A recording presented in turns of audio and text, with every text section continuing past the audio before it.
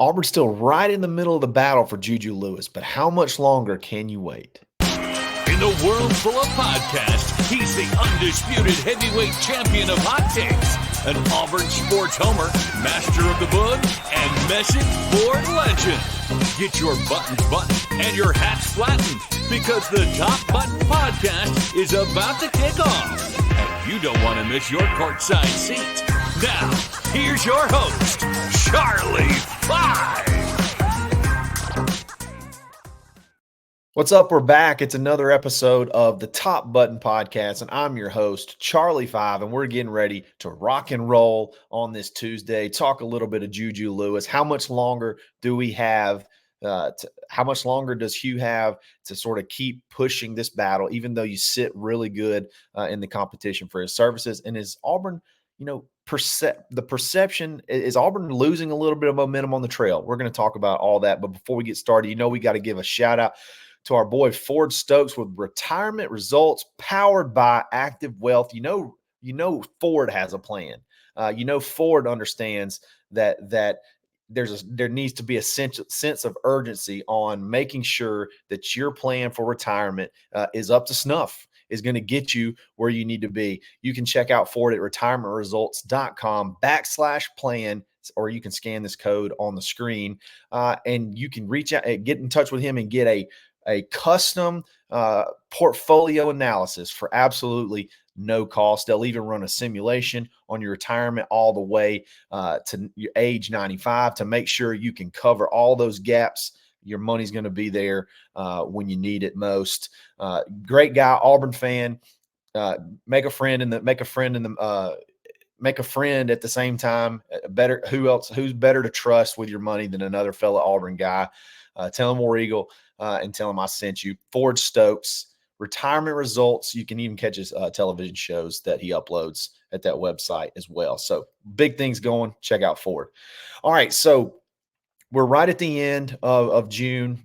You're in a dead period, okay? So there's no contact with there's no face-to-face contact with recruits. There's still tons of phone calls, tons of text messages going out between coaches and players, but Auburn still does not have a quarterback on the board. You still don't have a quarterback commit on the board.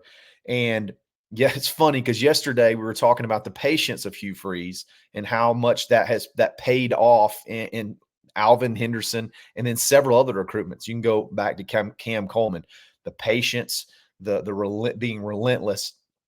But with quarterbacks, patience is great, but at some point in time, you need to have one on board, and you need to have one on board early because quarterbacks go ahead and get locked in. And sometimes you don't see a ton of flips of quarterbacks late. You may see some early, but late in the game, those guys are locked in. They're building the class. So it's getting close to the point of time where you got to basically say, we need it now, or we're going to have to move on. And I think you have until about maybe the end of this. So at the end of July, there's a 5 or 6 day window that opens up where kids have visits. That's how you have Big Cat Weekend. So if you can get him in and get his dad in, and you can nail something down the first part of that period, and then say, okay, we're good to go. Come back for Big Cat Weekend, or it's just not going to work out. I think that's probably the jumping off point.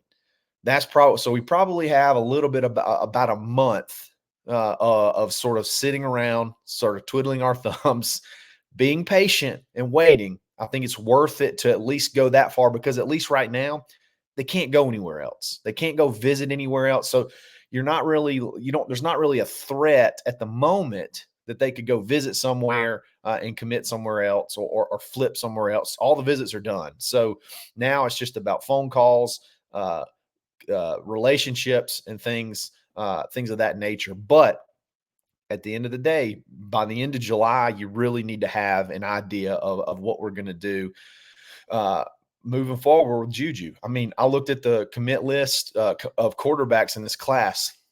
48 out of the top 50 quarterbacks are committed. 12 out of the 14 SEC schools have their commitments. Kentucky has 2 quarterback commitments. coincidentally, what's funny is two, sort of self-proclaimed quarterback guys, Lane Kiffin and Hugh Freeze, are without a quarterback commit at the moment. So that just goes to show you the priority of getting a guy in early. Like I said, at the end of the day, it's hard to flip a quarterback late. It's super duper hard to flip a quarterback late. And even Juju said, hey, I'm shutting her down before the season starts. Okay, I'm shutting it down before my high school season starts. I don't know that we have really that long because, again, you have that 5 or 6 day window. And then shortly, then you're going into August. Well, these kids have already, a lot of times, have already started their fall camp.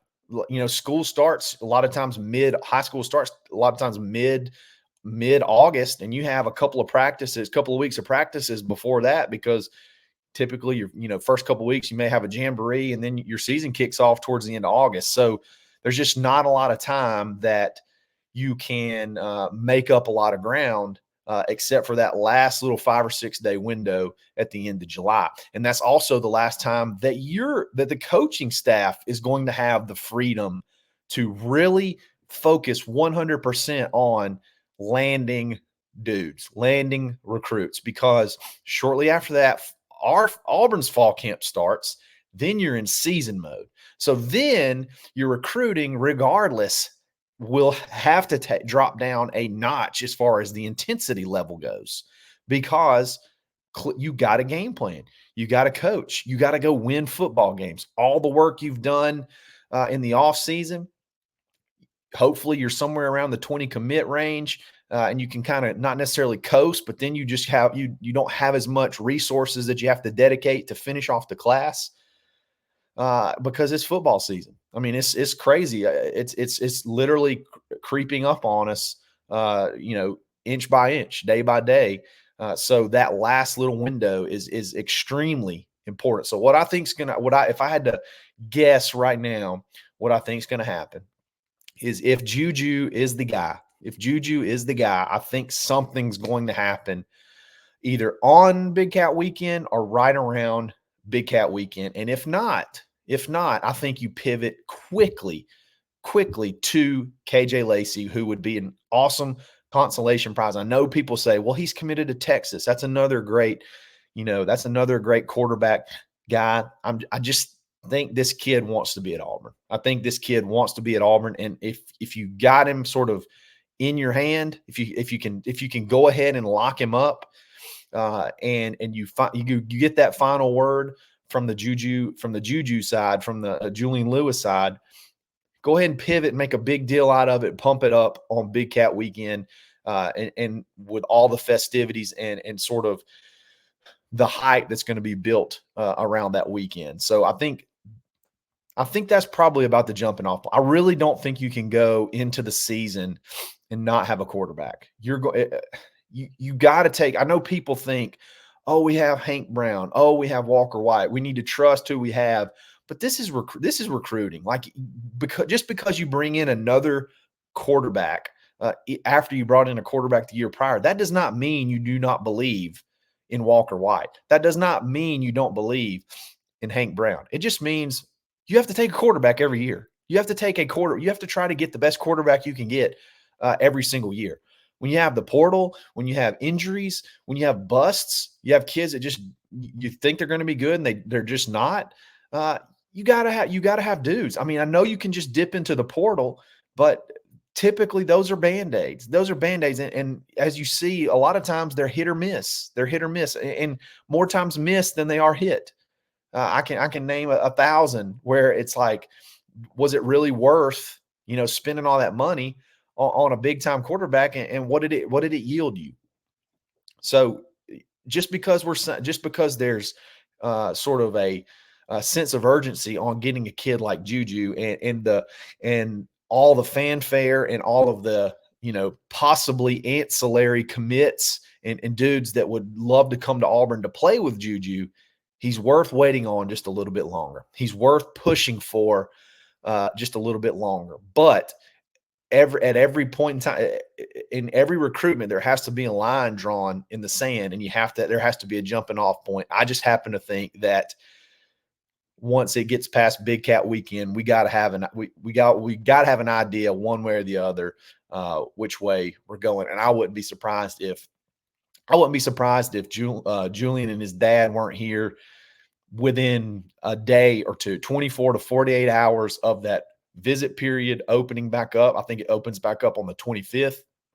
Would not be shocked if he's there on the 25th or the 26th, just kind of trying to put some finishing touches on some things. And then who knows if you could possibly get some kind of indication. He were to say, I'm coming to Big Cat weekend, I would say that's something to keep your eyes on. That's something to keep your eyes on. And then he could be the kind of guy that he doesn't need to come to Big Cat weekend and he can just do his own type of announcement. But either way, I think you're going to have some sort of movement by a cutoff date is going to have to be by Big Cat weekend. Again, I just don't think you can go much further without a quarterback.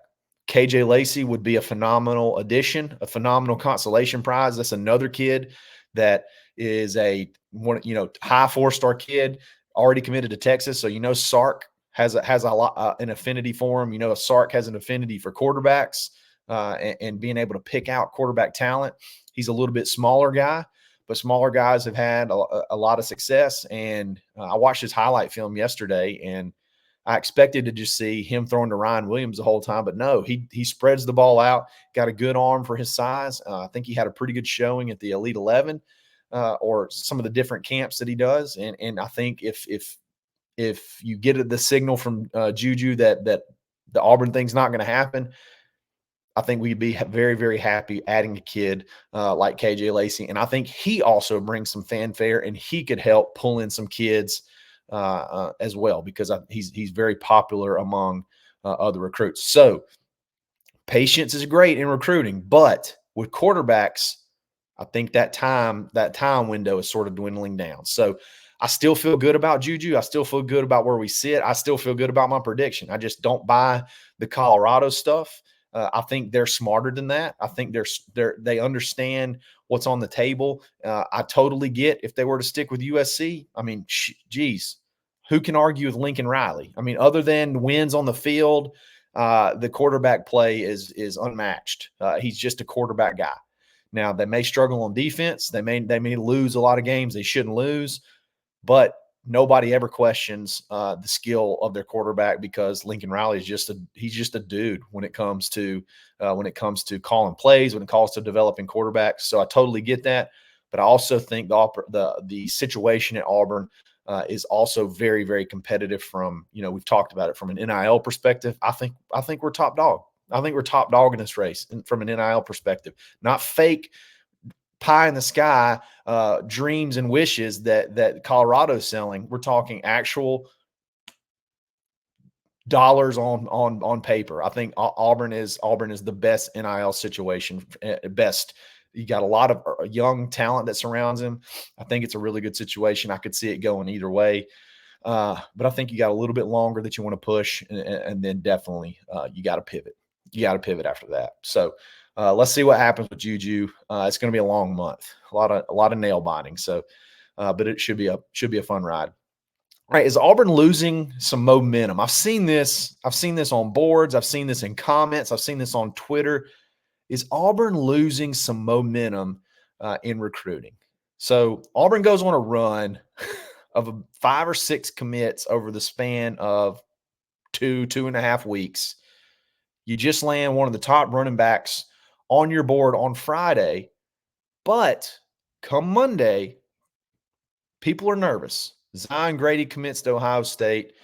You get a Fong bomb for Caleb Cunningham to Alabama.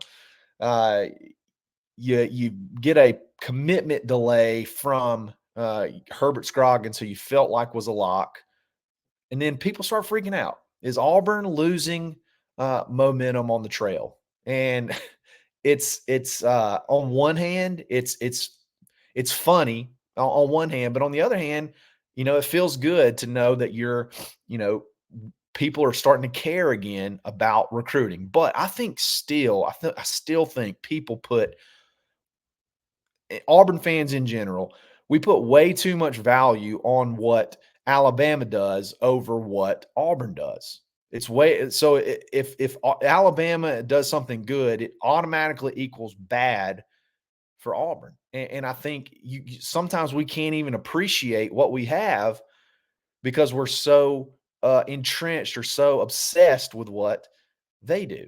And it's sometimes it's really it's really frustrating. I mean, right now, you look at the past several seasons that you have. Right now, you're sitting at like the number 3 or number 4 class in the SEC, and if you can be a top 3 or 4 class in the SEC every single year, you're going to be very competitive. And you feel like, at least with Hugh Freeze when he's locked in and calling plays, you feel like you have the edge. At time, you feel like you have the edge a little bit from a coaching standpoint. So no, I mean the losing momentum thing. All that's really changed. All that's really changed is Herbert Scroggins delayed his announcement. That's all that's really happened. Predictions are great.